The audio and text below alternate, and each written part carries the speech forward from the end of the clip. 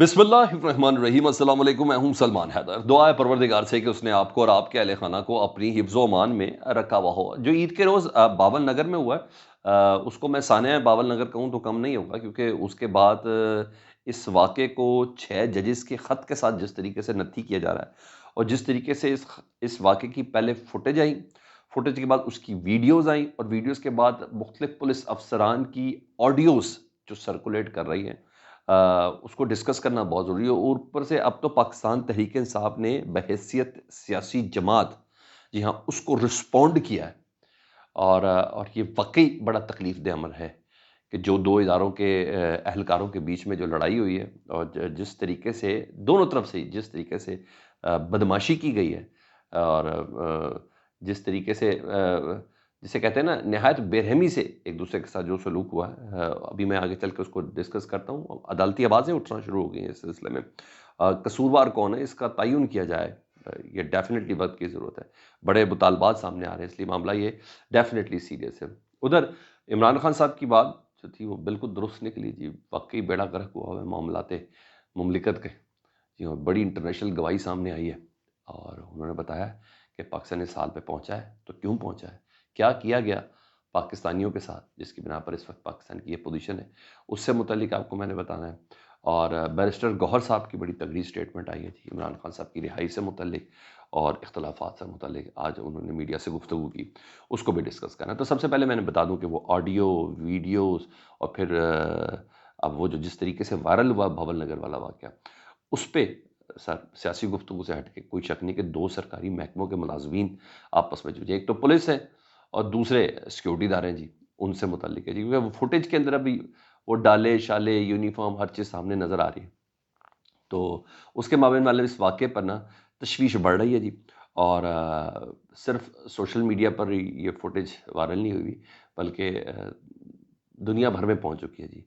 और ये मार-कुटाई की वायरल है, वीडियोज़ हैं और मेन स्ट्रीम मीडिया इसको चला नहीं रहा। अब क्योंकि पाकिस्तान में दीगर बहुत बड़े-बड़े हादसात हुए हुए हैं, हब वाला हादसा है, दीगर एक्सीडेंट के वाक़यात हैं, वो ईद की मेल मुलाकात हैं। तो इसको नहीं बना रहे, शायद इसकी भी कोई ख़ास स्ट्रैटेजी हो, मगर एहतियात के साथ इस बात को हाइलाइट किया जाता है क्योंकि ये वाक़यात तवातर से बढ़ते जा रहे हैं। अब इस वाक़ये पर ना मुझे ऐसा लगता है कि दोनों इदारों, पुलिस और सिक्योरिटी इदारे, उन दोनों के सरबराहों को सामने आना चाहिए और या उनके प्रॉपर तर्जुमानों को सामने आना चाहिए, ताकि जिस तरीके से इसको दबाने की कोशिश की जा रही है, इस तरह नहीं दबना। इसकी तहकीकात होना बहुत ज़्यादा ज़रूरी है और पुलिस इस सिलसिले में अपने आप को बहुत मज़लूम शो करी, मगर क्या करें, खुद अपने दाम में सयाद आ गया, लाइक ये वाली पोज़ीशन होती है। बहरहाल इस मामले को मज़ीद बढ़ने से रोकना बहुत ज़रूरी है। पाकिस्तान तहरीक-ए-इंसाफ ने बतौर सियासी जमात रद्द-ए-अमल दिया है और वो कहते हैं कि भावलनगर वाक़ये को मुल्क में मरवजा लाक़ानूनियत और हुकूमती और रियासती सफ़ों में गहराई तक जन्म लेने वाले बिगाड़ से तशबीह दे रहे हैं। लाक़ानूनियत इस वक़्त मुल्क में है और गहराई तक जितने भी महकमे हैं उसके अंदर जिस तरीके से ये जन्म ले चुकी हैं लाक़ानूनियत, ये उससे वो तशबीह दे रहे हैं। वो कह रहे हैं कि पाकिस्तान तहरीक-ए-इंसाफ ताकत और जबर के ज़रिए, जी हाँ, उन्होंने कहा पाकिस्तान तहरीक-ए-इंसाफ को ताकत और जबर के ज़ोर पर सियासत से बेदखल करने के लिए जिस गुंडागर्दी को फ़ैशन बनाया गया, रियासत के तमाम अफ़सरान और इदारे इसकी भेंट चढ़ चुके हैं। ठीक है जी? और मज़ीद पाकिस्तान तहरीक-ए-इंसाफ का ये कहना है कि इससे पहले इस्लामाबाद हाई कोर्ट के, अब देखिए नत्थी हुआ हुआ है, इसलिए मैंने कहा कि इस पे बात करना ज़रूरी है। उन्होंने कहा इससे पहले इस्लामाबाद हाई कोर्ट के 6 मोहतरम जजेस ने अपने ख़त में इस बीमारी यानी चैलेंज का ज़िक्र खुलकर किया है, जो पूरे निज़ाम को लाहक है। वहाँ भी यही था ना कि हमारे इदारे में दूसरे इदारे इन्फ्लुएंस कर रहे हैं, हमारे फ़ैसलों में दूसरे इदारे इन्फ्लुएंस कर रहे हैं, एग्ज़ेक्टिव की इन्वॉल्वमेंट है।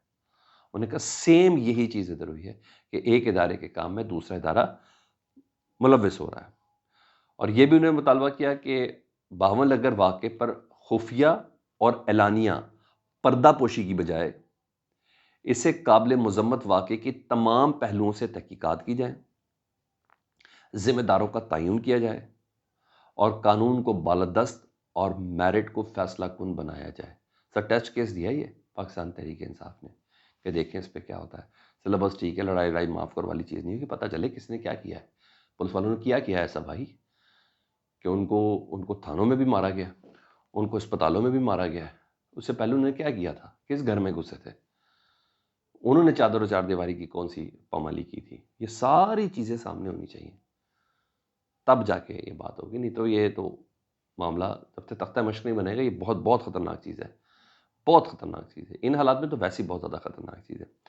اچھا، دوسرے عید کا دوسرا دن ہے، ملاقاتوں کا سلسلہ جاری ہے، نواب شاہ میں زرداری صاحب بھی ہیں، بلاول صاحب بھی ہیں، اور فاتح خوانی اور ایک دوسرے کے ساتھ وہ تو سب چل رہا ہے، لیکن وہیں ایشین ترقیاتی بینک جو ہے، ٹھیک ہے، پاکستان کا بہت بڑا ڈونر ہے یہ، اس نے ایشین ڈیولپمنٹ کی سالانہ آؤٹ لک رپورٹ جاری کی ہے، اور اس رپورٹ کی روشنی میں پاکستان میں سیاسی غیر یقینی کے باعث، اور سیلاب بھی انہوں نے کہا، لیکن پاکستان میں سیاسی غیر یقینی کے باعث پاکستان کی معیشت سکڑنے کا انہوں نے انکشاف کیا، بلکہ اعتراف بھی کیا اور انکشاف بھی کیا ہے کہ پاکستان کی جو معیشت ہے وہ سکڑ رہی ہے، ٹھیک ہے، اور لاگت جو ہے ترقیاتی شعبے کی لاگت بڑھنے کی وجہ سے اور ٹیکسز میں اضافے کی وجہ سے پاکستان کی ترقی متاثر ہوئی۔ ٹیکسز میں اضافہ اب یہ لوگ کرتے ہیں آئی ایم ایف کے کہنے پہ، یہ کرتے ہیں ورلڈ بینک کے کہنے پر، ٹھیک ہے، اور جتنا بھی ترقیاتی یعنی کنسٹرکشن کا سے ریلیٹڈ جو کام ہے اس کی لاگت بھی بڑھی ہے، اور جو ٹیکسز میں اضافہ جو ہے جو اس کے کہنے پہ بڑھاتے ہیں وہیں پہ، انہیں کہا یہ بہت بڑی وجہ بنی ہے کہ ملک کی ترقی متاثر ہوئی ہے۔ انہوں نے کہا ہاں، یہ انہوں نے تو گڈ سائن دیا، اب کہتے ہیں کون جیتا ہے تیری زلف کے سر ہونے تک، انہوں نے کہا ہاں، مہنگائی موجودہ سال میں 25% کی بلند ترین سطح پر ہے، 25% کی بلند ترین سطح پہ ہے، لیکن آئندہ سال میں مالی سال میں اس پہ کمی کا اعتراف ہے، 12-15% میں کا کم ہو سکتی ہے۔ اب آئندہ سال تک کیا پوزیشن ہوتی ہے؟ یہ تو ابھی تک گیلپ بھی نہیں پکڑا ہماری گورنمنٹ نے، ابھی تو اتنے دنوں میں کوئی اثار بھی نمودار نہیں ہوئے، سوائے دوروں اور عمروں کے علاوہ ابھی تک کوئی چیز ایسی سامنے نہیں آئی۔ تیسری خبر جو میں نے آپ کے ساتھ ڈسکس کرنی تھی وہ یہ تھی پاکستان تحریک انصاف کے جو چیئرمین ہیں بیرسٹر گوہر صاحب، آج انہوں نے میڈیا سے گفتگو کی ہے، اور انہوں نے مزید انشور کیا ہماری ان خبروں کو، عمران خان صاحب کے وکلا کی ان خبروں کو، کہ پاکستان تحریک انصاف کے جو بانی چیئرمین ہیں عمران خان صاحب اپریل کے آخری ہفتے میں یا مئی کے پہلے ہفتے میں جیل سے باہر ہوں گے، ٹھیک ہے جی۔